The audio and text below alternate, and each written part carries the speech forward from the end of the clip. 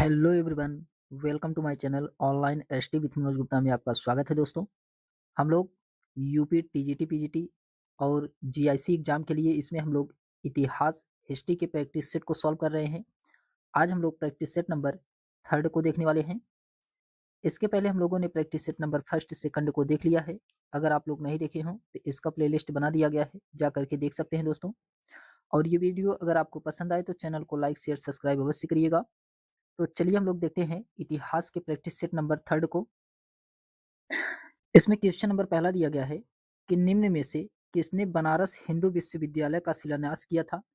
तो बनारस हिंदू विश्वविद्यालय का शिलान्यास किसके द्वारा किया गया था। क्वेश्चन नंबर फर्स्ट का इसमें राइट आंसर होगा लॉर्ड हॉर्डिंग। लॉर्ड हॉर्डिंग के द्वारा बनारस हिंदू विश्वविद्यालय का शिलान्यास किया गया था। इस समय मदन मोहन मालवीय इसके स्थापना के समय थे। एनी बेसेंट थी, प्रभु नारायण थे, दरभंगा के राजा रामेश्वर सिंह थे। ये जो कि संयुक्त रूप से ये लोग सभी लोग शामिल थे। इसकी शिलान्यास अगर पूछा जाए तो उस समय तत्कालीन वायसराय कौन थे, लॉर्ड हॉर्डिंग थे। ये जो कि इसकी स्थापना 4 फरवरी 1916 को हुआ था। तो बनारस हिंदू विश्वविद्यालय की स्थापना कब हुआ था, तो 4 फरवरी 1916 को हुआ था। और किसके द्वारा इसका शिलान्यास किया गया था, तो लॉर्ड हॉर्डिंग के द्वारा इसका शिलान्यास किया गया था। फिर उसके बाद आता है क्वेश्चन नंबर सेकंड है कि किस गवर्नर जनरल के कार्यकाल में बंगाल जिला अदालतों को कलेक्टरों के अधीन कर दिया गया था। क्वेश्चन नंबर सेकंड का इसमें राइट आंसर होगा लॉर्ड कॉर्नवालिस। लॉर्ड कॉर्नवालिस इसका कार्यकाल 1786 से लेकर के 1793 ईस्वी तक था। ये जो कि बंगाल का गवर्नर जनरल रहा था। इसे सिविल सेवा का जनक भी कहा जाता है लॉर्ड कॉर्नवालिस को। इसने ही बंगाल जिला अदालतों को कलेक्टरों के अधीन कर दिया था। ऑप्शन नंबर इसका डी वाला राइट आंसर होगा। फिर क्वेश्चन नंबर थर्ड है कि सर्वप्रथम भारतीय राष्ट्रीय कांग्रेस का विभाजन किस वर्ष हुआ था। तो सबसे पहले भारतीय राष्ट्रीय कांग्रेस का विभाजन कब किया गया था, ये 1907 में किया गया था। ऑप्शन नंबर इसका बी वाला राइट आंसर होगा, 1907 में किया गया था। सर्वप्रथम कांग्रेस का जो सूरत अधिवेशन हुआ था ये 1907 में हुआ था। इसमें गरम और नरम दल विभाजन किया गया था। इसकी अध्यक्षता रास बिहारी घोष के द्वारा किया गया था। इसमें गरम और नरम नरम दल के द्वारा विभाजन किया गया था। फिर उसके बाद आता है क्वेश्चन नंबर 4 है कि भारत और पाकिस्तान के बीच विभाजन के लिए नियुक्त सीमा आयोग के अध्यक्ष कौन थे। तो भारत और पाकिस्तान के बीच विभाजन के लिए जो नियुक्त सीमा आयोग के अध्यक्ष थे वे कौन थे। तो इसका राइट आंसर होगा सिरिल रेडक्लिफ। सिरिल रेडक्लिफ थे। ऑप्शन नंबर इसका फर्स्ट वाला राइट आंसर होगा, सिरिल रेडक्लिफ इसका राइट आंसर होगा। फिर उसके बाद आता है क्वेश्चन नंबर फिर उसके बाद क्वेश्चन नंबर 5 है कि किसने अपनी अपूर्ण जीवनी के 10 अध्याय लिखा जिसके लिए वे एन इंडियन पिलग्रिम नामक शीर्षक देना चाहते थे। तो ये किसके द्वारा लिखा गया था, तो ये लिखा गया था सुभाष चंद्र बोस के द्वारा। सुभाष चंद्र बोस के द्वारा। ऑप्शन नंबर इसका सी वाला राइट आंसर होगा, सुभाष चंद्र बोस के द्वारा। फिर उसके बाद क्वेश्चन नंबर 6 है कि भारत छोड़ो आंदोलन के दौरान किस नेता ने सरकार द्वारा की गई ज्यादतियों को शेर जैसी हिंसा कहा है। तो जातियों को शेर जैसी हिंसा ये किसके द्वारा कहा गया है, तो ये महात्मा गांधी के द्वारा कहा गया है। महात्मा गांधी के द्वारा। ऑप्शन नंबर का बी वाला राइट आंसर होगा, महात्मा गांधी के द्वारा कहा गया है। फिर उसके बाद आता है क्वेश्चन नंबर 7 है कि संयुक्त प्रांत का प्रीमियर यानी कि प्रधानमंत्री 1937 में कौन बना था। क्वेश्चन नंबर 7 का इसमें राइट आंसर क्या होगा, तो ये बनाए गए थे गोविंद बल्लभ पंत। गोविंद बल्लभ पंत बनाए गए थे। ऑप्शन नंबर का सी वाला राइट आंसर होगा। 1937 ईस्वी के प्रांतीय चुनाव में संयुक्त प्रांत में विजय लक्ष्मी पंडित महिला मंत्री बनी थी और संयुक्त प्रांत का प्रीमियर प्रधानमंत्री 1937 में गोविंद बल्लभ पंत को बनाया गया था। फिर उसके बाद आता है क्वेश्चन नंबर 8 है कि जिया तरंग आंदोलन प्रारंभ हुआ था। तो ये कहाँ से हुआ था, जिया तरंग आंदोलन। क्वेश्चन नंबर 8 का इसमें राइट आंसर होगा मणिपुर से। जिया तरंग आंदोलन ये मणिपुर से आरंभ हुआ था। मणिपुर से आरंभ हुआ था। ऑप्शन नंबर इसका सी वाला राइट आंसर होगा। फिर उसके बाद क्वेश्चन नंबर 9 है कि साइमन कमीशन का विरोध करने में किसने अंग्रेजों का साथ दिया था? तो साइमन कमीशन का विरोध करने में अंग्रेजों का साथ ये मुस्लिम लीग के द्वारा दिया गया था। मुस्लिम लीग के द्वारा ऑप्शन नंबर का सी वाला राइट आंसर होगा, मुस्लिम लीग के द्वारा दिया गया था।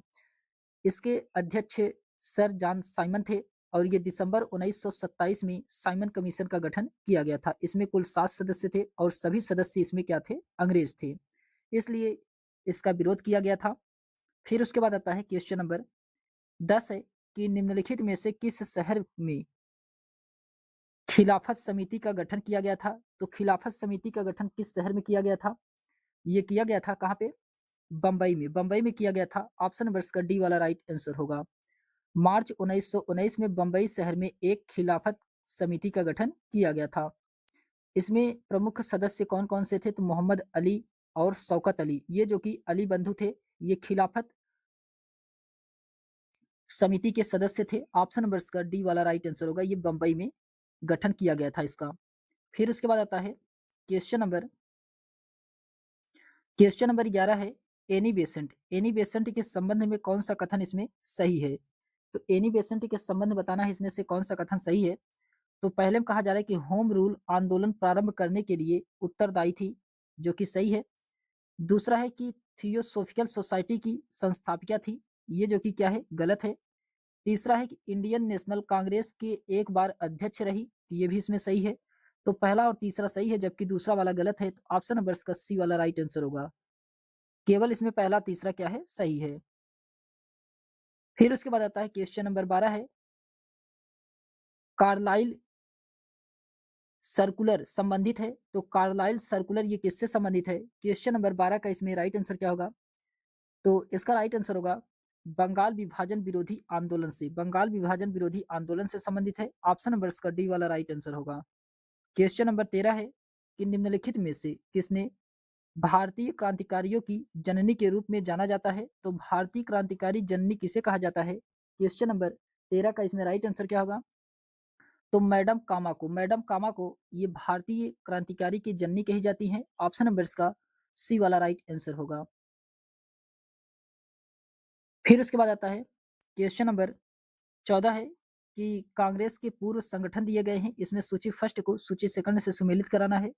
क्वेश्चन नंबर 14 में इसमें दिया गया है इंडियन एसोसिएशन। इंडियन एसोसिएशन ये जो कि 1876 में कलकत्ता में हुआ था। इसमें कौन थे? तो सुरेंद्र नाथ बनर्जी के द्वारा। चौथा सही है। मद्रास महाजन सभा। मद्रास महाजन सभा ये 1884 ईस्वी में इसकी स्थापना किया गया था। इसमें कौन थे? तो इसमें एम वी राघवाचारी थे, जी सुब्रमण्यम थे और पी आनंद थे। इसमें कौन थे? तो एम बी राघवाचारी, तो इसका दूसरा सही है। फिर उसके बाद बॉम्बे प्रेसिडेंसी एसोसिएशन।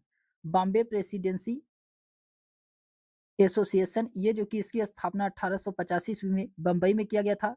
इसमें फिरोज शाह मेहता शामिल थे, बदरुद्दीन तैयब जी शामिल थे, केटी तेलंग शामिल थे, दादा भाई नौरोजी शामिल थे। तो इसका राइट आंसर क्या होगा? इसका राइट आंसर होगा दादा भाई नौरोजी।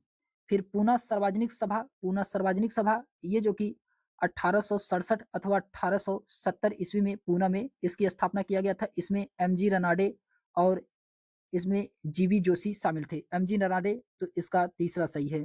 तो ए का चौथा, बी का दूसरा, सी का पहला और डी का इसमें तीसरा वाला सही है।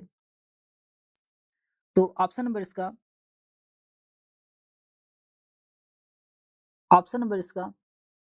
बी वाला राइट आंसर होगा। ऑप्शन नंबर इसका बी वाला राइट आंसर होगा। फिर उसके बाद आता है क्वेश्चन नंबर 15 है कि देवबंद उत्तर प्रदेश में दारुल उलूम का संबंध किससे है?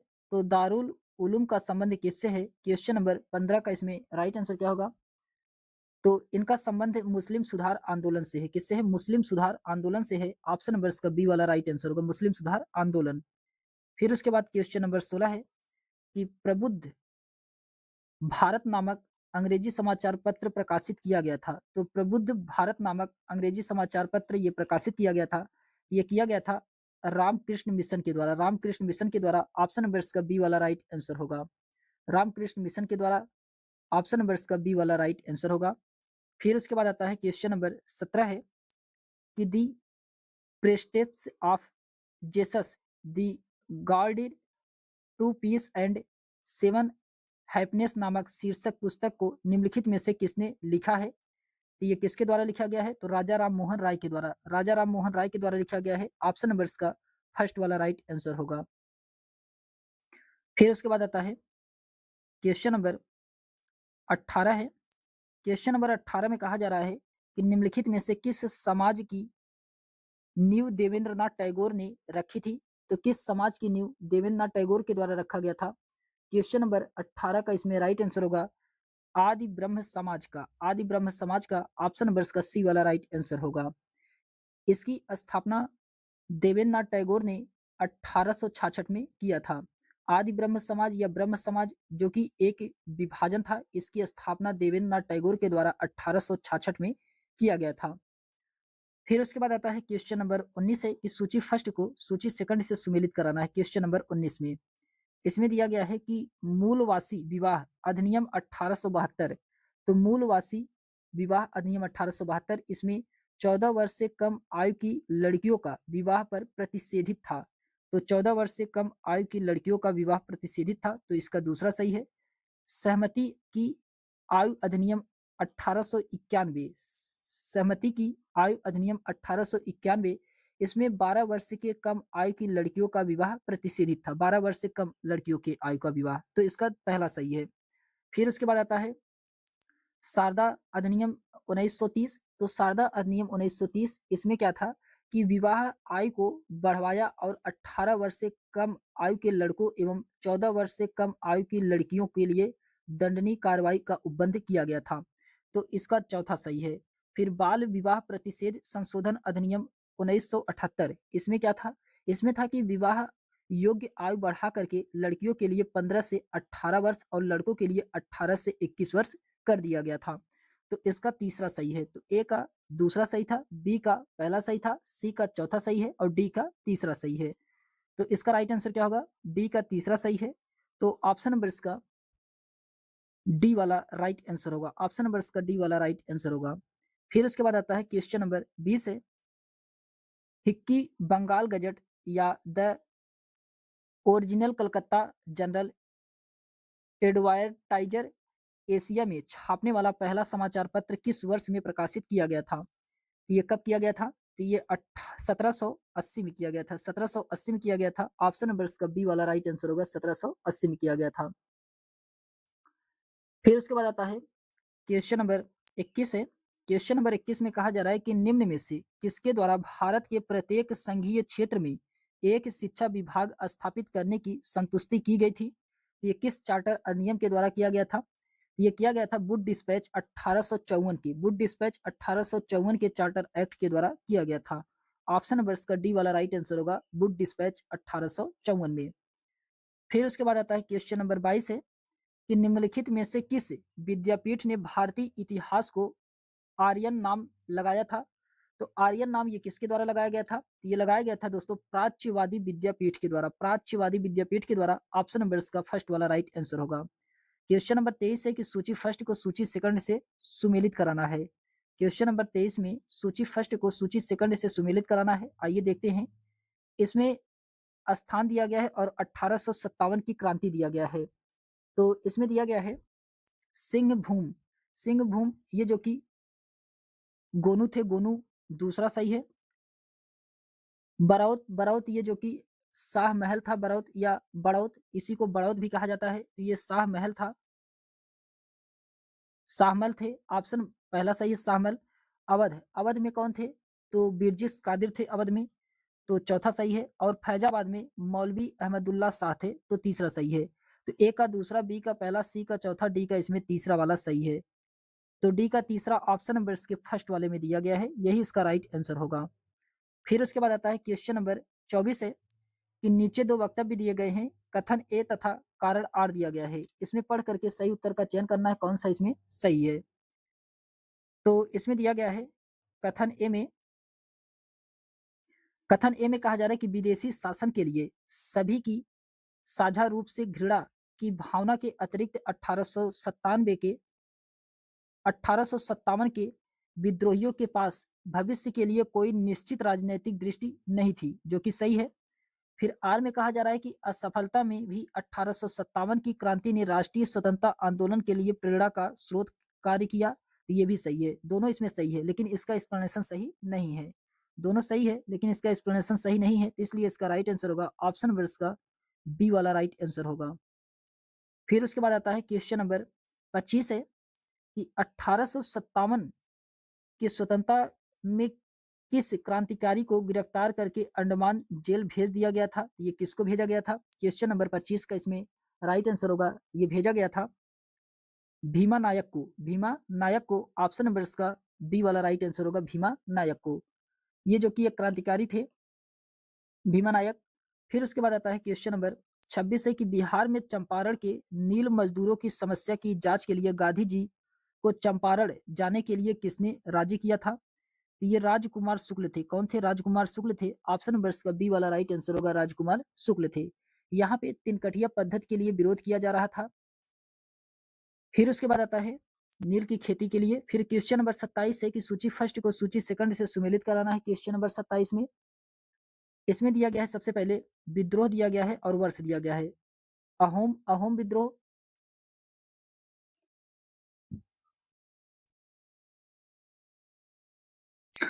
अहोम विद्रोह ये जो कि कब हुआ था?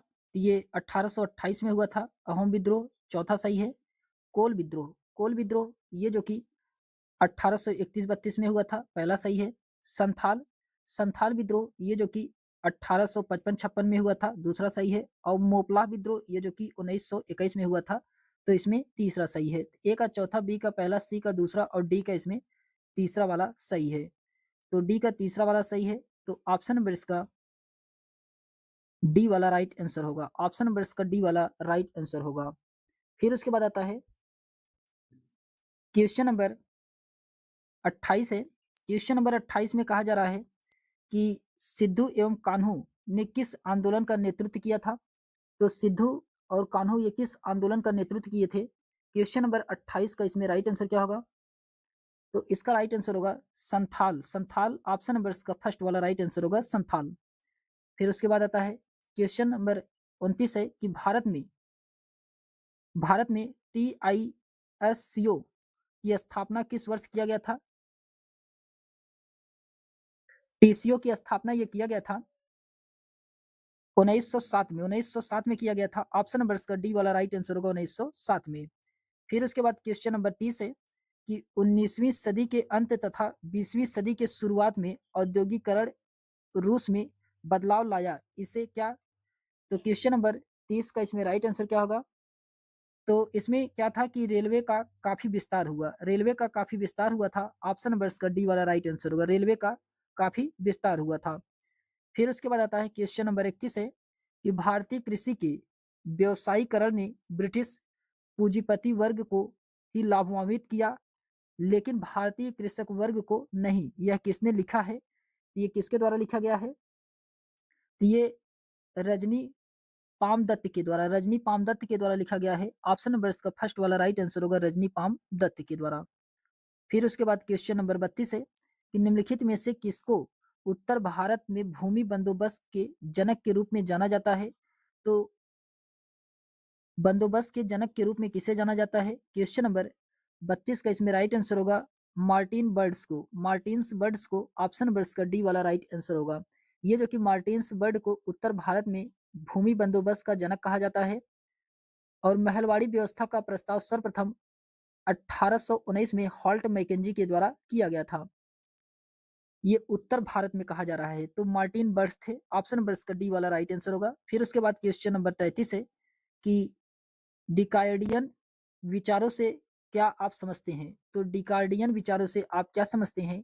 तो इसमें सुझाव दिया गया था कि भूस्वामी को केवल एक निश्चित समय पर प्रचलित औसत लगान पर ही दावा करना चाहिए। ऑप्शन नंबर इसका फर्स्ट वाला राइट आंसर होगा। फिर उसके बाद आता है क्वेश्चन नंबर 34 है कि 1895 में स्थापित बेल्वी आयोग का उद्देश्य क्या था? तो 1895 में स्थापित बेल्वी आयोग का उद्देश्य क्या था? क्वेश्चन नंबर 34 का इसमें राइट आंसर होगा कि भारत की आय और व्यय की जांच करना, भारत की आय और व्यय की जांच करना। ऑप्शन नंबर इसका बी वाला राइट आंसर होगा। फिर उसके बाद आता है क्वेश्चन नंबर 35 है कि 1935 के भारत सरकार अधिनियम में सबसे महत्वपूर्ण प्रस्तावना क्या थी? 1935 के अधिनियम में भारत सरकार की सबसे महत्वपूर्ण प्रस्तावना क्या थी? क्वेश्चन नंबर 35 का इसमें राइट आंसर होगा दोस्तों। इसका राइट आंसर होगा कि प्रांतीय स्वायत्तता थी। ऑप्शन नंबर इसका फर्स्ट वाला राइट आंसर होगा, प्रांतीय स्वायत्तता। फिर उसके बाद आता है क्वेश्चन नंबर 36 है। क्वेश्चन नंबर 36 में कहा जा रहा है कि किस वर्ष के अधिनियम ने राज्य सचिव के कार्यालय का सृजन किया? क्वेश्चन नंबर 36 का इसमें राइट आंसर होगा तो 1858 के ऑप्शन नंबर इसका सी वाला राइट आंसर होगा, 1858 के। फिर उसके बाद क्वेश्चन नंबर 37 है कि किस अधिनियम ने 4 सदस्यों की एक कार्यकारी परिषद बनाई? तो किसके द्वारा बनाया गया था? ये रेगुलेटिंग एक्ट 1773 के द्वारा। रेगुलेटिंग एक्ट 1773 के द्वारा ऑप्शन नंबर इसका फर्स्ट वाला राइट आंसर होगा। फिर उसके बाद आता है क्वेश्चन नंबर 38 है कि निम्नलिखित में से किसके बीच 1802 में बेसिन की संधि पर हस्ताक्षर किए गए थे? तो बेसिन की संधि पर हस्ताक्षर करने वाले पेशवा बाजीराव द्वितीय और मार्विक्स ऑफ वेलेजली था। यानी कि पेशवा बाजीराव द्वितीय और वेलेजली के बीच ये बेसिन की संधि पर हस्ताक्षर किया गया था। ऑप्शन नंबर इसका सी वाला राइट आंसर होगा। फिर उसके बाद आता है क्वेश्चन नंबर 39 है कि निम्नलिखित में से किस युद्ध में टीपू सुल्तान को हार व मृत्यु का सामना करना पड़ा था? तो टीपू सुल्तान को ये चौथे आंग्ल मैसूर युद्ध में ये जो कि 1799 ईस्वी में टीपू सुल्तान के विरुद्ध लॉर्ड वेलेजली ने युद्ध की घोषणा कर दी और इसी में टीपू सुल्तान की मृत्यु हो गई थी। कब? 1799 में, चौथे आंग्ल मैसूर युद्ध में। इसकी राजधानी क्या थी? तो श्रीरंगपट्टनम थी टीपू सुल्तान की राजधानी। इसी में वेलेजली के द्वारा कहा गया था कि अब पूरब का साम्राज्य हमारे कदमों में है। फिर उसके बाद क्वेश्चन नंबर 40 है कि बक्सर के युद्ध ने कार्य को पूरा किया। तो बक्सर के युद्ध ने कार्य को पूरा किया। तो बक्सर का युद्ध 22 अक्टूबर 1764 अंग्रेज एवं मीर कासिम के बीच हुआ था। इसमें प्लासी के युद्ध का कार्य को पूरा किया था बक्सर के युद्ध ने। ऑप्शन नंबर इसका बी वाला राइट आंसर होगा। फिर उसके बाद आता है क्वेश्चन नंबर 41 है। क्वेश्चन नंबर 41 में कहा जा रहा है कि निम्नलिखित में से किस सियासत के लिए लॉर्ड डलहौजी ने कहा था कि ये चोरी फल एक दिन हमारे ही मुंह पर आकर के गिरेगा? क्वेश्चन नंबर 41 का इसमें राइट आंसर होगा ये अवध को कहा गया था। ऑप्शन नंबर इसका डी वाला राइट आंसर होगा, अवध। 1851 में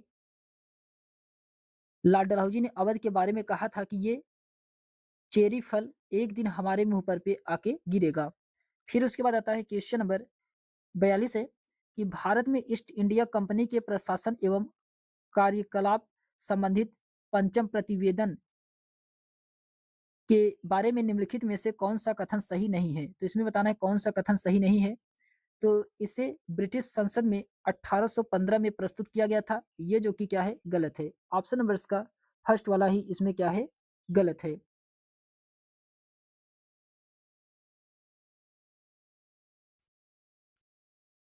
फिर उसके बाद आता है क्वेश्चन नंबर 43 है।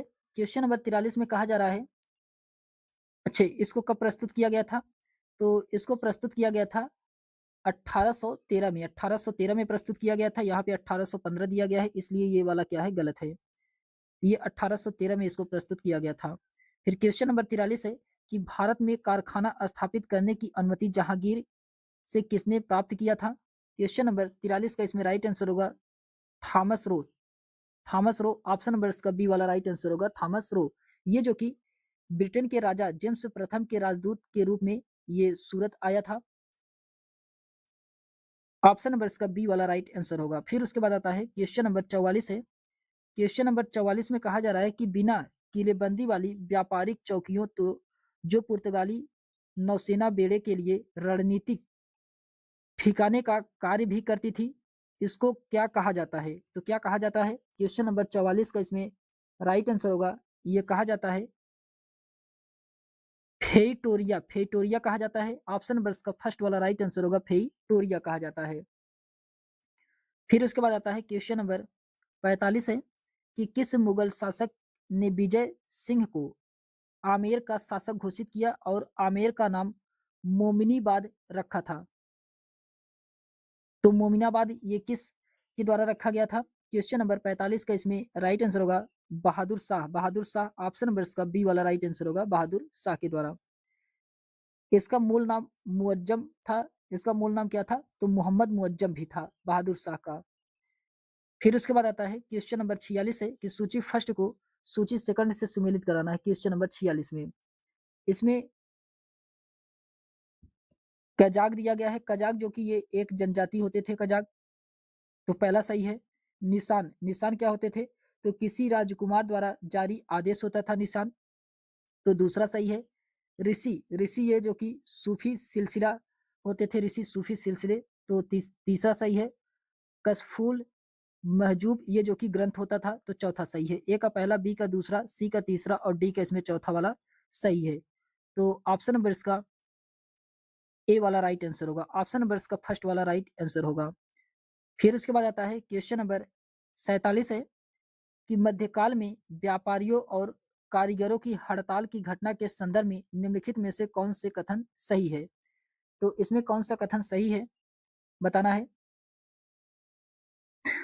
तो इसमें दिया गया है, पहला है कि वर्ष 1668-69 में इस्लाम में बलात धर्म परिवर्तन के विरुद्ध सूरत के बनियों ने हड़ताल की थी, जो कि सही है।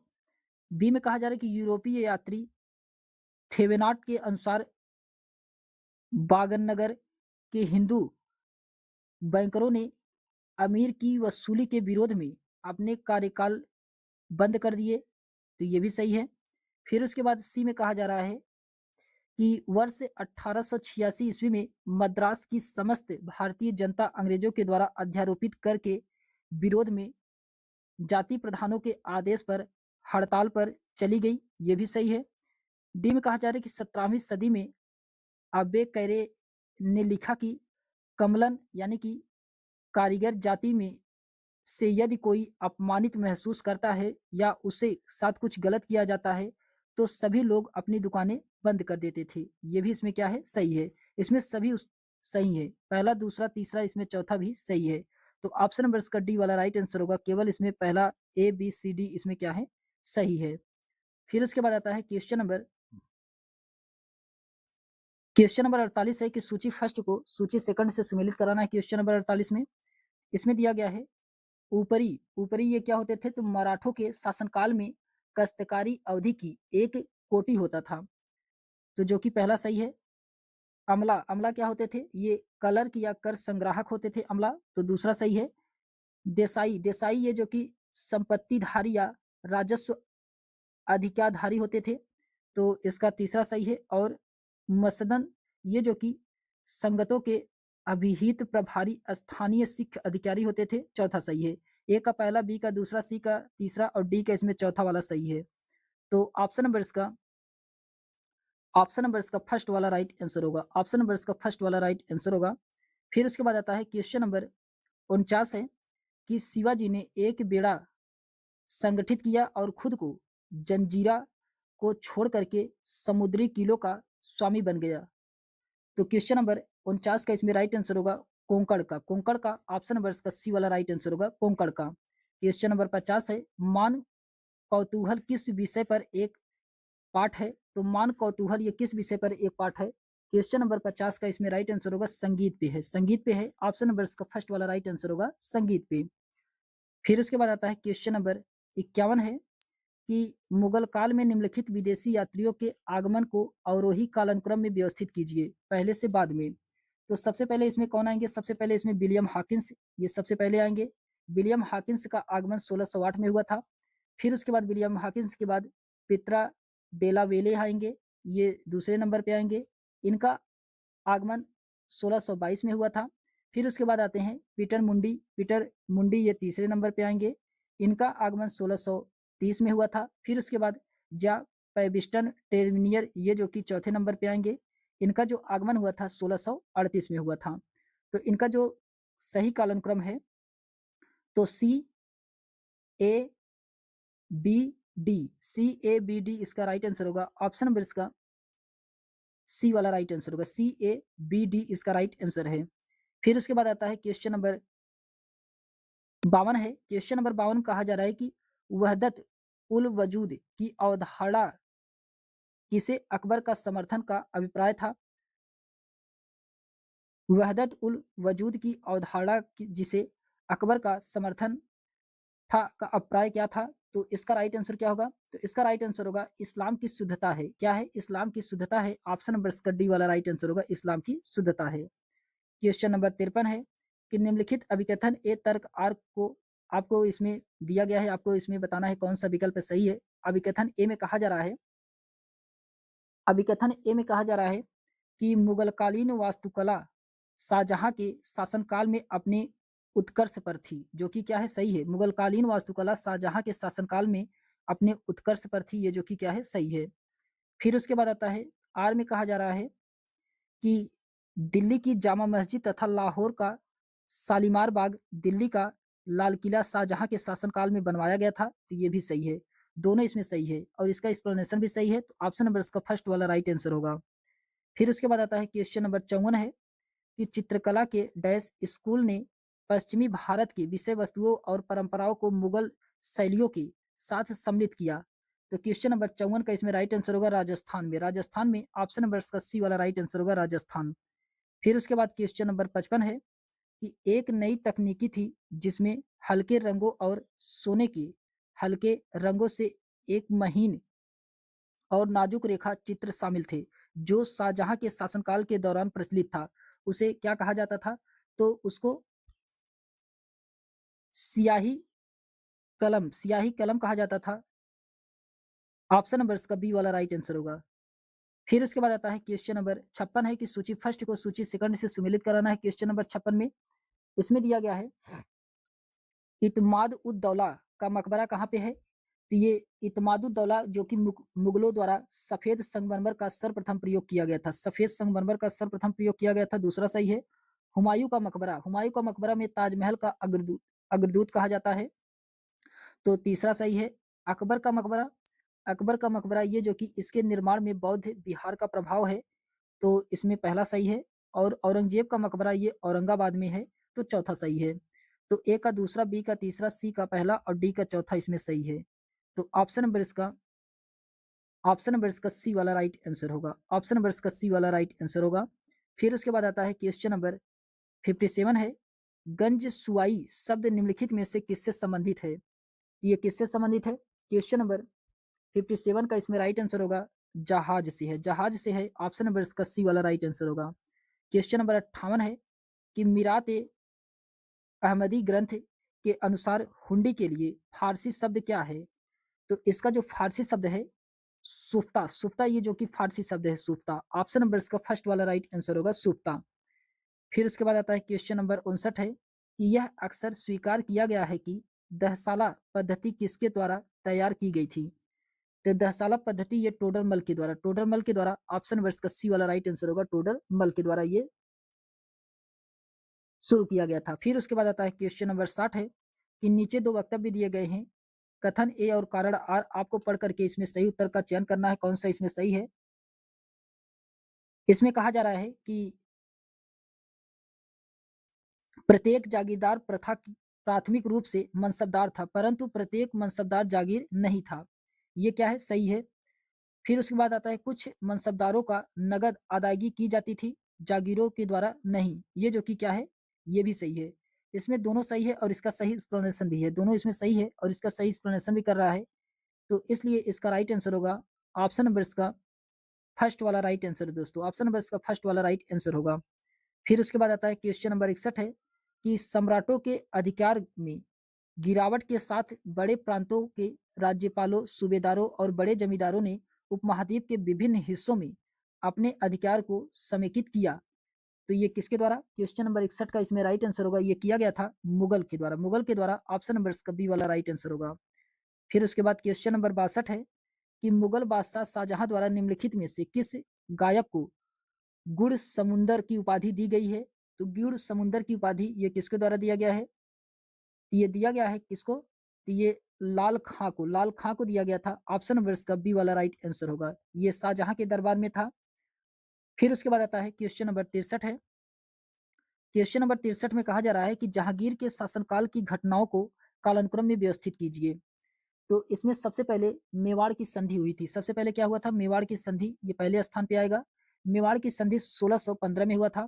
फिर उसके बाद कांगड़ा की विजय किया था। कांगड़ा का विजय ये 1620 में किए थे, ये दूसरे नंबर पे आएगा। फिर कंधार की पराजय एवं हाथ से निकलना, ये जो कि 1622 में हुआ था, ये तीसरे नंबर पे आएगा। तो इसका जो सही क्रम होगा ए सी बी, ए सी बी इसका सही क्रम होगा। ऑप्शन नंबर इसका फर्स्ट वाला राइट आंसर होगा। फिर उसके बाद क्वेश्चन नंबर 64 है कि सूची फर्स्ट की राजस्व संबंधित शब्दावलियां दी गई है और सूची सेकंड अर्थबोधन दिया गया है। आपको इसमें सुमेलित कराना है कौन सा इसमें सही है। तो इसमें दिया गया है 64 में दिया गया है पट्टा। पट्टा ये क्या होता था? तो पट्टा ये गांव अथवा व्यक्ति विशेष पर भू राजस्व मांग निर्धारित संबंधित प्रपत्र होता था पट्टा। तो इसका तीसरा सही है। फिर कबूलियत, कबूलियत क्या होता था? तो ये स्वीकार्य पत्र होता था। तो पहला सही है। स्वीकार्यता पत्र होता था, स्वीकार्यता पत्र होता था। और तस्खीस, तस्खीस क्या होता था? तो ये राजस्व आकलन होता था। तो चौथा सही है। और इसके बाद तहसील क्या होता था? तो फसल संग्रह होता था। तो इसका दूसरा सही है। तो ए का तीसरा, बी का पहला, सी का चौथा और डी का इसमें दूसरा वाला सही है। तो डी का दूसरा वाला सही है। तो ऑप्शन नंबर इसका बी वाला राइट आंसर होगा। फिर उसके बाद आता है क्वेश्चन नंबर 65 है कि निम्न में से किस युद्ध में महाराणा सांगा ने बाबर की सेना को 16 फरवरी 1527 को परास्त किया? क्वेश्चन नंबर 65 का इसमें राइट आंसर होगा, ये किया था बयाना में। बयाना ऑप्शन नंबर इसका बी वाला राइट आंसर होगा, बयाना। बयाना के युद्ध में महाराणा सांगा ने बाबर की सेना को फरवरी 1527 में परास्त किया था। फिर उसके बाद आता है क्वेश्चन नंबर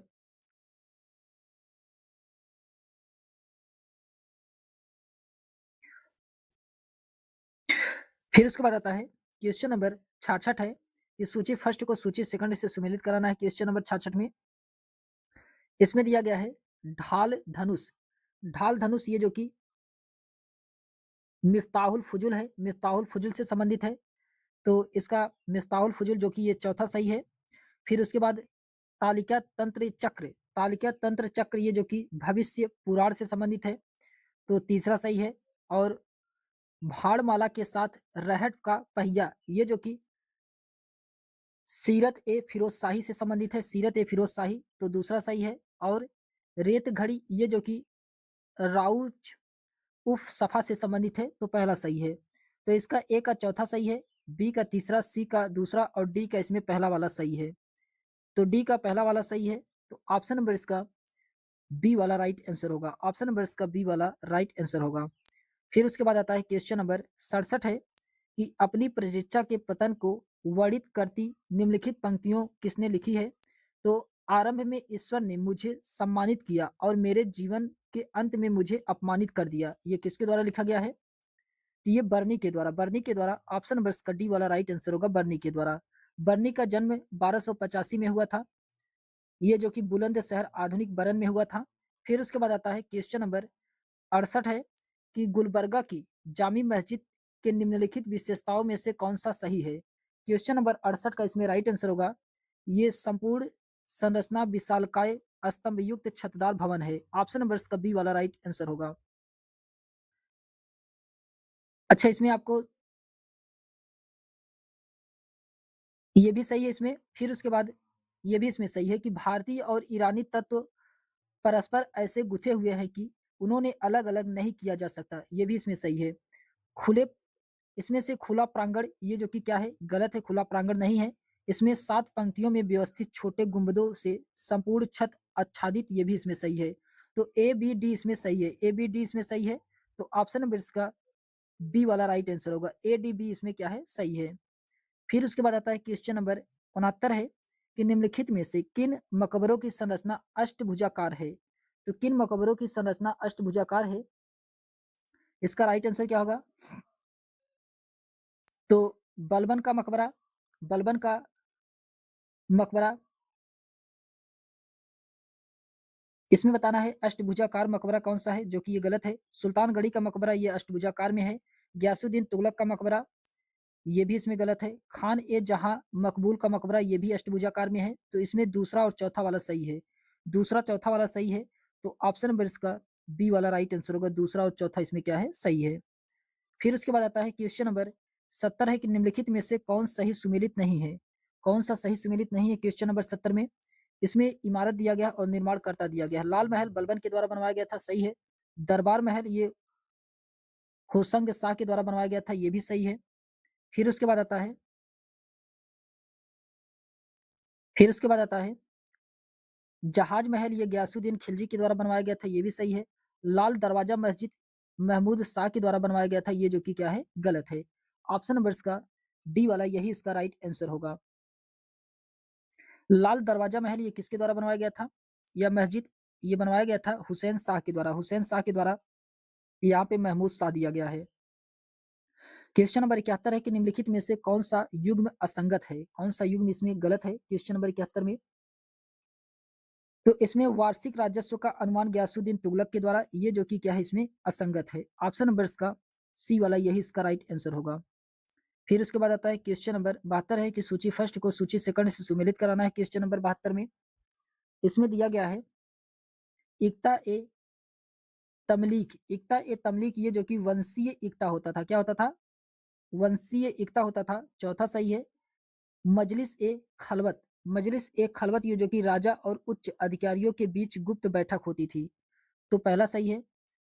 महसूल, महसूल ये क्या होते थे, प्रांत का कुल आय होता था, प्रांत का कुल आय होता था, तीसरा सही है। इक्ता ए इस्तिगीगाल। इक्ता ए इस्तिगीगाल ये जो कि क्या होते थे, ये लघु कालिक फौजदारी होते थे, लघु कालिक फौजदारी होते थे, तो दूसरा सही है। तो ए का चौथा सही है इसमें, बी का पहला, सी का तीसरा और डी का इसमें दूसरा वाला सही है। तो डी का दूसरा वाला सही है, तो ऑप्शन नंबर इसका बी वाला राइट आंसर होगा। फिर उसके बाद आता है क्वेश्चन नंबर 73 है कि दिल्ली सल्तनत काल में मजनिक नामक चीज क्या थी? तो मजनिक नामक चीज क्या था? क्वेश्चन नंबर 73 का इसमें राइट आंसर होगा मशीनी तोपें थी, मशीन तोप थी। ऑप्शन नंबर इसका सी वाला राइट आंसर होगा, मशीन तोप था। फिर उसके बाद क्वेश्चन नंबर 74 है कि रामानुज द्वारा ब्रह्मसूत्र पर लिखी गई टीका का नाम क्या था? तो इस टीका का नाम क्या था? तो भी श्री भीष्म, श्री भाष्य। ऑप्शन नंबर इसका बी वाला राइट आंसर होगा, श्री भाष्य। श्री भाष्य टीका का नाम था, ऑप्शन नंबर इसका बी वाला राइट आंसर होगा। फिर उसके बाद क्वेश्चन नंबर 75 है कि निम्नलिखित सिख गुरुओं को कालानुक्रम में व्यवस्थित कीजिए। तो सिख गुरुओं को कालानुक्रम में व्यवस्थित करना है, तो सबसे पहले इसमें कौन आएंगे? तो सबसे पहले इसमें आएंगे गुरु अंगद। गुरु अंगद ये सबसे पहले आएंगे, गुरु अंगद। फिर गुरु अंगद के बाद इसमें गुरु अमरदास आएंगे। गुरु अमरदास के बाद इसमें कौन आएंगे? गुरु अमरदास के बाद इसमें गुरु रामदास आएंगे, ये तीसरे नंबर पे आएंगे। रामदास के बाद गुरु अर्जुन, ये चौथे नंबर पे आएंगे, गुरु अर्जुन। फिर गुरु अर्जुन के बाद इसमें गुरु हर्राय, ये जो कि पांचवें नंबर पे आएंगे। तो डी बी ई ए सी इसका राइट आंसर होगा। ऑप्शन नंबर इसका सी वाला राइट आंसर होगा। फिर उसके बाद आता है क्वेश्चन नंबर 76 है कि किस भक्ति संत ने वात्सल्य, दास्य, साख्य और माधुर्य जैसी धार्मिक भावुकता के विभिन्न रूपों को विकसित किया? ये किसके द्वारा? ये मीरा के द्वारा, मीरा के द्वारा। ऑप्शन नंबर इसका डी वाला राइट आंसर होगा, मीरा के द्वारा। मीरा का जन्म 1504 ईस्वी में राजस्थान के मेड़ता जिले में हुआ था। फिर उसके बाद आता है क्वेश्चन नंबर 77 है कि विजयनगर साम्राज्य में कुंडी शब्द का प्रयोग किया जाता था। तो कुंडी शब्द का प्रयोग ये किया जाता था निम्न कृषक मजदूर के बदली में। ऑप्शन नंबर इसका डी वाला राइट आंसर होगा। फिर उसके बाद आता है क्वेश्चन नंबर 78 है। फिर उसके बाद क्वेश्चन नंबर 78 है कि निम्नलिखित में से कौन सा विजयनगर के शासक राजवंशों का सही कालानुक्रम है? क्वेश्चन नंबर 78 का इसमें राइट आंसर क्या होगा? तो सबसे पहले इसमें संगम वंश, फिर उसके बाद सुलू वंश, फिर उसके बाद तुलु वंश, फिर उसके बाद अरविंदु वंश। ये जो कि इसका सही क्रम होगा, ये एलटी ग्रेड 2026 का क्वेश्चन है। यही क्वेश्चन पूछा गया था एलटी में, हिस्ट्री में। एलटी में यही क्वेश्चन पूछा गया था 2026 में। फिर उसके बाद आता है क्वेश्चन नंबर 79 है कि निम्नलिखित में से किसने बहमनी वंश की राजधानी को दौलताबाद से गुलबर्गा स्थानांतरित किया था? ये किसके द्वारा किया गया था? ये किया गया था अलाउद्दीन हसन बहमन शाह के द्वारा, अलाउद्दीन हसन बहमन शाह के द्वारा। ऑप्शन नंबर इसका फर्स्ट वाला राइट आंसर होगा। फिर क्वेश्चन नंबर 80 है कि अभिकथन ए और कारण आर दिया गया है। आपको इसमें पढ़ करके सही उत्तर का चयन करना है, कौन सा इसमें सही है। तो इसमें कहा जा रहा है कि अभिकथन में मोहम्मद बिन तुगलक के द्वारा लिया गया सबसे विवादास्पद फैसला दिल्ली से देवगिरी राजधानी का तथाकथित स्थानांतरण था, जो कि सही है। आर में कहा जा रहा है यह कदम सुल्तान के द्वारा दिल्ली के लोगों को दंडित करने के लिए किया गया था, उसके विरोधी बन गए थे, ये जो कि क्या है, गलत है। तो ए सही है, लेकिन आर क्या है, इसमें गलत है। तो ऑप्शन नंबर इसका फर्स्ट वाला राइट आंसर होगा। ए सही है, लेकिन आर इसमें क्या है, गलत है। फिर उसके बाद आता है क्वेश्चन नंबर 81 है कि दाग और हुलिया की अवधारणा किसने लाई थी। तो दाग और हुलिया की अवधारणा ये अलाउद्दीन खिलजी के द्वारा लाया गया था। अलाउद्दीन खिलजी, ऑप्शन नंबर इसका फर्स्ट वाला राइट आंसर होगा। क्वेश्चन नंबर 82 है कि इल्तुतमिश के कुलीन वर्ग में ताजिक निम्नलिखित में से किस श्रेणी के लोग थे। तो ये थे किस श्रेणी के, ये उच्च वंशीय गैर तुर्की विदेशी थे। ऑप्शन नंबर इसका बी वाला राइट आंसर होगा। फिर उसके बाद क्वेश्चन नंबर 83 है कि निम्नलिखित घटनाओं को कालानुक्रम की दृष्टि से सजाइए एवं नीचे दिए गए कूट के आधार पर उत्तर का चयन करना है। तो सबसे पहले इसमें क्या आएगा, सबसे पहले इसमें आएगा दोस्तों पृथ्वीराज चौहान की पराजय, ये जो कि सबसे पहले आएगा पृथ्वीराज चौहान की पराजय। फिर उसके बाद पृथ्वीराज चौहान की पराजय के बाद कुतुब मीनार का निर्माण, ये दूसरे नंबर पे आएगा। फिर बाजार कीमतों में सुधार, ये तीसरे नंबर पे आएगा। फिर उसके बाद राजधानी हस्तांतरण, ये चौथे नंबर पे आएगा। तो ख घ क ग इसका राइट आंसर होगा। ऑप्शन नंबर इसका डी वाला राइट आंसर होगा। फिर उसके बाद आता है क्वेश्चन नंबर 84 है कि महमूद गजनबी के आक्रमण के समय हिंदू शाही राज्य की राजधानी कहाँ थी। तो हिंदू शाही राज्य की राजधानी ये उदय भांडपुर थी। उदय भांडपुर, ऑप्शन नंबर इसका सी वाला राइट आंसर होगा, उदय भांडपुर थी। फिर उसके बाद आता है इसी को वहिंद भी कहा जाता है, उदय भांडपुर को वहिंद भी कहा जाता है। क्वेश्चन नंबर 85 का 1810 के दशक में किसने संस्कृत और द्रविड़ भाषाओं में 8000 से अधिक शिलालेख एकत्र किए थे। तो ये किया गया था कार्लिन मैकेंजी के द्वारा। कार्लिन मैकेंजी के द्वारा, ऑप्शन नंबर इसका बी वाला राइट आंसर होगा, कार्लिन मैकेंजी के द्वारा। फिर उसके बाद आता है क्वेश्चन नंबर 86 है कि सूची फर्स्ट को सूची सेकंड से सुमेलित कराना है। क्वेश्चन नंबर 86 में इसमें दिया गया है हर्ष। हर्ष ये जो कि पुष्यभूति शासक थे, हर्ष पुष्यभूति शासक, तो दूसरा सही है। ललितादित्य मुक्तापिंड ये जो कि कारकोट वंश के शासक थे, कारकोट वंश के, तो चौथा सही है। पल्लव, पल्लव ये जो कि तोंड मंडलम क्षेत्र से थे, तोंडे मंडलम क्षेत्र से थे, तो पहला सही है। पाल ये जो कि मत्स्यान्याय, मत्स्य न्याय का अंत था, तो तीसरा सही है। तो ए का इसमें दूसरा, बी का इसमें चौथा, सी का पहला और डी का इसमें तीसरा वाला सही है। तो डी का तीसरा वाला सही है। तो ऑप्शन नंबर इसका सी वाला राइट आंसर होगा। ऑप्शन नंबर इसका सी वाला राइट आंसर होगा। फिर उसके बाद क्वेश्चन नंबर 87 है कि चोल काल के मंदिर अपनी शिल्पकारी और भव्यता के लिए प्रसिद्ध है। मंदिर की देवी या देवता की प्रतिमा के प्रधान मूर्तिकार को निम्नलिखित में से किस रूप में जाना जाता था। ये किस रूप में जाना जाता है। क्वेश्चन नंबर 87 का इसमें राइट आंसर होगा अस्तापथी, अस्तापथी, ऑप्शन नंबर इसका सी वाला राइट आंसर होगा। फिर उसके बाद आता है क्वेश्चन नंबर 88 है कि गुर्जर प्रतिहार शैली का अंतिम एवं सबसे भव्य मंदिर कौन सा है। 88 का इसमें राइट आंसर होगा सोमेश्वर मंदिर किराडू, सोमेश्वर मंदिर किराडू, ऑप्शन नंबर इसका सी वाला राइट आंसर होगा। क्वेश्चन नंबर 89 है कि तीसरी सदी बीसी में भारत ने बोलचाल की भाषा निम्नलिखित में से कौन सी थी। क्वेश्चन नंबर 89 के इसमें राइट आंसर होगा प्राकृत थी, प्राकृत थी, ऑप्शन नंबर इसका सी वाला राइट आंसर होगा। क्वेश्चन नंबर 90 है कि निम्नलिखित में से कौन सा नाटक उज्जैन में राजा पालक के शासन काल के दौरान स्थापित किया गया है। क्वेश्चन नंबर 90 का इसमें राइट आंसर होगा मृच्छकटिका, मृच्छकटिका, ऑप्शन नंबर इसका डी वाला राइट आंसर होगा। फिर उसके बाद क्वेश्चन नंबर 91 है कि निम्नलिखित में से किस चौहान शासक ने गुजरात के सोमनाथ मंदिर जाने वाले तीर्थयात्रियों के लिए निःशुल्क भोजन की व्यवस्था की थी। तो ये किया था पृथ्वीराज फर्स्ट के द्वारा, पृथ्वीराज फर्स्ट के द्वारा, ऑप्शन नंबर इसका फर्स्ट वाला राइट आंसर होगा। क्वेश्चन नंबर 92 है कि प्रतिहार शासक महेंद्रपाल प्रथम एवं महिपाल का दरबारी कवि था। तो कौन था दरबारी कवि। तो ये था दरबारी कवि राजशेखर, राजशेखर था, ऑप्शन नंबर इसका सी वाला राइट आंसर होगा राजशेखर। फिर उसके बाद आता है क्वेश्चन नंबर 93 है कि नीचे दो कथन दिए गए हैं, कथन फर्स्ट और कथन सेकंड। आपको पढ़ करके इसमें सही उत्तर का चयन करना है, कौन सा इसमें सही है। क्वेश्चन नंबर 93 में इसमें कहा जा रहा है कि तंजावुर का बृहदेश्वर मंदिर ग्रेनाइट पत्थर से निर्मित है, जो कि क्या है, सही है। फिर उसके बाद कहा जा रहा है कि ग्रेनाइट की चट्टानें निकटवर्ती क्षेत्रों में उपलब्ध है, ये गलत है। तो ए सही है, बी इसमें क्या है, गलत है। ऑप्शन नंबर इसका सी वाला राइट आंसर होगा। पहला सही है, दूसरा इसमें क्या है, गलत है। फिर उसके बाद आता है क्वेश्चन नंबर 94 है कि इनमें से कौन सा राजवंश दक्षिण पूर्व एशिया में मेलका जलडमरू मध्य में समुद्री डकैती का मुकाबला करने के सक्रिय रूप में शामिल था। क्वेश्चन नंबर 94 का इसमें राइट आंसर होगा, ये शामिल था चोल राजवंश। चोल राजवंश ऑप्शन नंबर इसका सी वाला राइट आंसर होगा, चोल राजवंश। फिर उसके बाद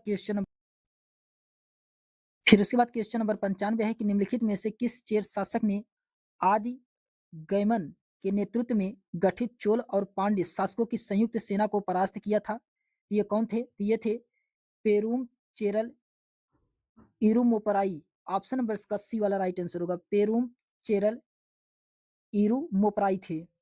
फिर उसके बाद आता है क्वेश्चन नंबर 96 है कि सूची फर्स्ट को सूची सेकंड से सुमेलित कराना है। क्वेश्चन नंबर 96 में इसमें दिया गया है मुल्लय, मुल्लय या मुलई, इसे पशुचारण क्षेत्र था, वन था, पशुचारण क्षेत्र, तो इसका तीसरा सही है। पालय, पालय ये जो कि या पलाई ये जो कि शुष्क भूभाग था, सूखा क्षेत्र था, तो इसका पहला सही है। कुरिंची, कुरिंची ये जो कि या कुरुंजी ये पर्वतीय क्षेत्र होता था, तो चौथा सही है। और मरुतम, मरुतम ये जो कि नदीय भूभाग होता था, तो दूसरा सही है। ए का इसमें तीसरा, बी का पहला, सी का इसमें चौथा और डी का इसमें दूसरा सही है। तो इसका राइट आंसर होगा ऑप्शन नंबर इसका सी वाला राइट आंसर होगा। फिर उसके बाद आता है क्वेश्चन नंबर 97 है कि किस चीनी यात्री के विवरण के अनुसार नालंदा के मठ को 100 गांवों का राजस्व में सहायता मिलती थी? तो क्वेश्चन नंबर 97 का इसमें राइट आंसर होगा वेनसांग, वेनसांग ऑप्शन नंबर इसका बी वाला राइट आंसर होगा, वेनसांग। फिर उसके बाद क्वेश्चन नंबर 98 है कि भास्कर वर्मन ने किसे राजदूत बना करके हर्षवर्धन के पास भेजा था? तो इसका राइट आंसर क्या होगा? तो हंसबेग, हंसबेग ऑप्शन नंबर इसका सी वाला राइट आंसर होगा, हंसबेग। फिर उसके बाद क्वेश्चन नंबर 99 है कि कितने महीनों तक वेनसांग नालंदा में ठहरा और अध्ययन किया था? ये कितने दिनों तक रहा था? क्वेश्चन नंबर 99 का इसमें राइट आंसर होगा 18, 18 ऑप्शन नंबर इसका फर्स्ट वाला राइट आंसर होगा। 18 महीने तक रहा था ये नालंदा में। फिर उसके बाद क्वेश्चन नंबर 100 है कि सूची फर्स्ट को सूची सेकंड से सुमेलित कराना है। क्वेश्चन नंबर 100 में इसमें दिया गया है सूची फर्स्ट और सूची सेकंड, इसमें शासक और पत्नी दिया गया है। तो इसमें दिया गया है सबसे पहले चंद्रगुप्त फर्स्ट, चंद्रगुप्त फर्स्ट या प्रथम, इनकी पत्नी का नाम कुमार देवी था, कुमार देवी, तो तीसरा सही है। समुद्रगुप्त, समुद्रगुप्त की पत्नी का नाम दत्ता देवी था, तो पहला सही है। और चंद्रगुप्त द्वितीय की पत्नी का नाम कुबेर नागा, तो दूसरा सही है। और कुमार गुप्त की पत्नी का नाम अनंत देवी, तो ये चौथा सही है। तो इसका राइट आंसर होगा ऑप्शन नंबर इसका सी वाला राइट आंसर होगा। ए का तीसरा, बी का पहला, सी का दूसरा और डी का इसमें चौथा वाला सही है। फिर उसके बाद आता है क्वेश्चन नंबर 101 है कि निम्नलिखित में से किस गुप्त शासक ने सबसे कम स्वर्ण प्रतिशत वाले स्वर्ण सिक्के जारी किए थे? तो ये किसके द्वारा? तो ये विष्णुगुप्त के द्वारा। ऑप्शन नंबर इसका डी वाला राइट आंसर होगा, विष्णुगुप्त के द्वारा। फिर उसके बाद क्वेश्चन नंबर 102 है कि निम्नलिखित में से किस राजा का इलाहाबाद प्रशस्ति की पंक्ति 21 में आर्यावर्तों के सम्राटों का उल्लेख नहीं है? तो इसमें किसमें नहीं है? क्वेश्चन नंबर 102 का इसमें राइट आंसर होगा मेघवर्ड का, मेघवर्ड का नहीं है, ऑप्शन नंबर इसका बी वाला राइट आंसर होगा। क्वेश्चन नंबर 103 है कि निम्नलिखित में से किससे गुप्तों ने पतलून पहनना सीखा था? तो गुप्तों ने पतलून पहनना ये कुषाणों से सीखा था, कुषाणों से, ऑप्शन नंबर इसका फर्स्ट वाला राइट आंसर होगा, कुषाणों से। फिर उसके बाद क्वेश्चन नंबर 104 है कि निम्नलिखित में से किस शासकों के सिक्के पर रोमन नाम लिखा है और रोमन वेशधारी इस देवी की आकृति अंकित है? ये किसके सिक्के पे है? ये हुबक्स प्रथम के सिक्के पर है, ऑप्शन नंबर इसका बी वाला राइट आंसर होगा। क्वेश्चन नंबर 105 है कि निम्न में से किस शासक ने अप्रतिहत चक्र की उपाधि धारण किया था? ये किए थे सतकर्णी प्रथम के द्वारा, सतकर्णी प्रथम के द्वारा, ऑप्शन नंबर इसका बी वाला राइट आंसर होगा, सतकर्णी प्रथम। फिर उसके बाद क्वेश्चन नंबर 106 है कि 148 बीसी में पुष्य मित्र का उत्तराधिकारी बना और 8 वर्षों तक शासन किया, लेकिन उसके शासनकाल में कोई घटना ज्ञात नहीं है, ना ही उसके शासनकाल का कोई सिक्का या शिलालेख मौजूद है। ये कौन था? ये था अग्निमित्र, अग्निमित्र, ऑप्शन नंबर इसका बी वाला राइट आंसर होगा, अग्निमित्र है। फिर उसके बाद आता है क्वेश्चन नंबर 107 है कि मौर्य साम्राज्य के पतन के लिए जिम्मेदार संतुष्टिकरण की नीति किसकी थी? तो इसका राइट आंसर होगा अशोक का था। अशोक का था। ऑप्शन नंबर इसका सी वाला राइट आंसर होगा अशोक का। फिर क्वेश्चन नंबर 108 है कि भारतीय इतिहास में अशोक के 13वें शैल धर्म देशों को महत्वपूर्ण माना जाता था। तो माना जाता था ये, इसमें यूनानी राजाओं के नामों का उल्लेख है। इसमें यूनानी राजाओं के नामों का उल्लेख है। ऑप्शन नंबर इसका सी वाला राइट आंसर होगा। फिर उसके बाद आता है क्वेश्चन नंबर 109 है कि साम्राज्य पहला अखिल भारतीय साम्राज्य था तो कौन था? क्वेश्चन नंबर 109 का राइट आंसर होगा मौर्य साम्राज्य था। ऑप्शन नंबर इसका सी वाला राइट आंसर होगा मौर्य साम्राज्य। फिर क्वेश्चन नंबर 110 है कि विश्व का पहला गणतंत्र वैशाली में किसके द्वारा स्थापित किया गया था? यह स्थापित किया गया था किसी के द्वारा भी नहीं। उपरोक्त में से कोई भी ऑप्शन इसमें सही नहीं है। ऑप्शन नंबर इसका डी वाला राइट आंसर होगा। क्वेश्चन नंबर 111 है कि लगभग छठी शताब्दी बीसीई में उत्तरी अवंती की राजधानी थी। तो उत्तरी अवंती की राजधानी उज्जैन थी। उज्जैन। ऑप्शन नंबर इसका ए वाला राइट आंसर होगा उज्जैन था। फिर क्वेश्चन नंबर 112 है विशिष्टाद्वैत संप्रदाय के दर्शन का विस्तृत प्रतिपादन करने वाले पुस्तक न्याय तत्व के लेखक हैं। न्याय तत्व के लेखक कौन है? तो ये नाथ मुनि है। नाथ मुनि है। ऑप्शन नंबर इसका फर्स्ट वाला राइट आंसर होगा नाथ मुनि। फिर उसके बाद क्वेश्चन नंबर 113 है कि बुद्ध के जीवन में महत्व निम्नलिखित में से कौन सा कालानुक्रम में आपको व्यवस्थित करना है? क्वेश्चन नंबर 113 में तो सबसे पहले इसमें कौन आएंगे? सबसे पहले इसमें लुम्बिनी आएगा। लुम्बिनी ये सबसे पहले। फिर उसके बाद बोध गया ये दूसरे नंबर पे।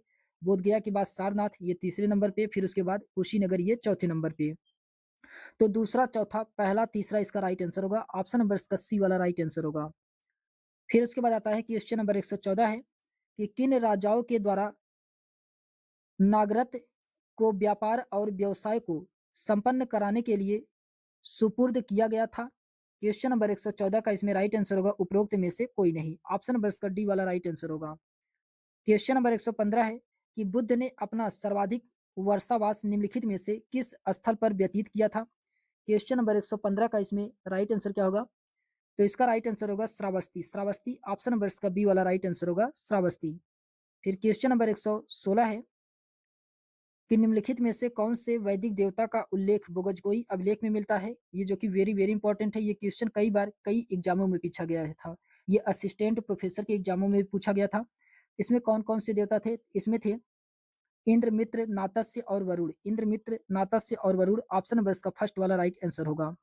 फिर उसके बाद क्वेश्चन नंबर 117 है कि किस वेद को गैर आर्यन का कार्य माना जाता है? तो किस वेद को गैर आर्यन का कार्य माना जाता है? क्वेश्चन नंबर 117 का इसमें राइट आंसर होगा ये अथर्ववेद को। अथर्ववेद को। ऑप्शन नंबर इसका डी वाला राइट आंसर होगा अथर्ववेद को माना जाता है।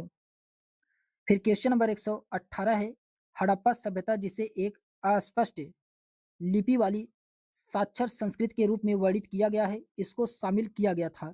शामिल किया गया है इसमें आद्य इतिहास प्रोटो हिस्ट्री को। ऑप्शन नंबर इसका सी वाला राइट आंसर होगा। फिर क्वेश्चन नंबर 119 है कि सिंधु घाटी स्थल हुलास भारत के किस राज्य में स्थित है? तो ये कहाँ पे है? तो ये उपरोक्त में से कहीं भी नहीं। ऑप्शन नंबर इसका डी वाला राइट आंसर होगा। हुलास ये जो कि कहाँ है? तो ये उत्तर प्रदेश में है हुलास। फिर उसके बाद आता है क्वेश्चन नंबर 120 है कि हड़प्पा सभ्यता के निम्नलिखित किस स्थल के चित्र मृदभांड में एक वृक्ष पर मछली और नीचे लोमड़ी जैसे पशु को चित्रित किया गया है, जो पंचतंत्र में वर्णित चतुर लोमड़ी कथा को प्रतिबिंबित करता है? ये कहाँ पे है? तो ये है लोथल में। लोथल में है। ऑप्शन नंबर इसका डी वाला राइट आंसर होगा लोथल में है। क्वेश्चन नंबर 121 है कि मोसोपोटामिया के निवासी सिंधु प्रदेश को किस नाम से जानते थे? ये जानते थे मेलुहा के नाम से। मेलुखा या मेलुहा के नाम से। ऑप्शन नंबर इसका डी वाला राइट आंसर होगा। क्वेश्चन नंबर 122 है कि मध्य पाषाणकालीन पुरास्थल पुतली करार मध्य प्रदेश के किस जिले में स्थित है? ये कहाँ पे स्थित है? ये है रायसेन में। रायसेन में। ऑप्शन नंबर इसका फर्स्ट वाला राइट आंसर होगा रायसेन में है। क्वेश्चन नंबर 123 है कि पुरातात्विक सामग्री इतिहास की सर्वश्रेष्ठ कसौटी, यह कथन किसका है? कि यह कथन राहुल सांस्कृत्यायन का है। राहुल सांस्कृत्यायन का है। ऑप्शन नंबर इसका डी वाला राइट आंसर होगा। क्वेश्चन नंबर 124 है कि प्रागैतिहासिक युग में मानव कहाँ रहता था? तो प्रागैतिहासिक युग में मानव मचान पे रहता था, झोपड़ी में रहता था, कंदरा में रहता था, इन सभी में रहता था। ऑप्शन नंबर इसका डी वाला राइट आंसर होगा। फिर उसके बाद क्वेश्चन नंबर 125 है कि मध्यकालीन भारत में सुल्तान की शक्ति का मुख्य आधार क्या था? तो सुल्तान की शक्ति का जो मुख्य आधार था ये सेना था। सेना था। ऑप्शन नंबर इसका डी वाला राइट आंसर होगा सेना। तो हम लोगों ने प्रैक्टिस सेट नंबर 3 को देखा है। इसके आगे दोस्तों हम लोग प्रैक्टिस सेट नंबर 4 को नेक्स्ट वीडियो में देखेंगे। अगर आपको ये वीडियो पसंद आई हो तो चैनल को लाइक, शेयर, सब्सक्राइब अवश्य करिएगा। तो चलिए हम लोग मिलते हैं एक नेक्स्ट वीडियो में, तब तक के लिए सभी दोस्तों को बहुत-बहुत धन्यवाद।